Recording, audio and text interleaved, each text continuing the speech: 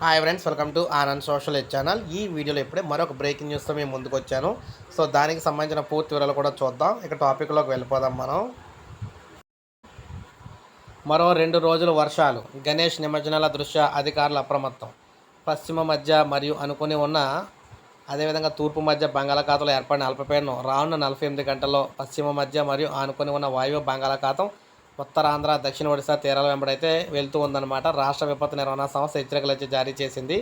అయితే ముఖ్యంగా మీరు చూసుకోవచ్చు, దక్షిణ కోస్తా, ఉత్తర కోస్తా, రాయలసీమలో చాలా చోట్ల తేలికపాటి నుంచి భారీ అతి భారీ వర్షాలు అయితే కురుస్తాయని, కొన్ని చోట్ల పిడుగులతో కూడిన వర్షాలు పడే అవకాశం ఉందని విపత్తు నిర్వహణ సంస్థ అధికారులు చెప్పారు.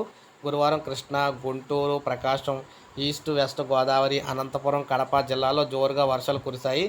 శనివారం వరకు రాష్ట్రంలో పలు జిల్లాల్లో ఇక్కడ విస్తారంగా వర్షాలు కురిసే అవకాశం ఉందని చెప్పేసి చెప్తున్నారన్నమాట. తీరం వెంబడి గంటకు 40 నుంచి 50 కిలోమీటర్లు ఈదురుగాలు కూడా వేస్తాయన్నారు. సో అందువల్ల ఎవరిని కూడా వేటకైతే వెళ్ళొద్దని చెప్పారన్నమాట. సో మొత్తం మీద చూసుకుంటే ఈ విధంగా 48 గంటల పాటు హై అలర్ట్ అయితే ప్రకటించడం జరిగింది. సో ఇది ఫ్రెండ్స్ ఈ వీడియో. నేను అసలు లైక్ చేయండి, సబ్స్క్రైబ్ చేసుకోకపోతే మన ఛానల్ సబ్స్క్రైబ్ చేసుకోండి.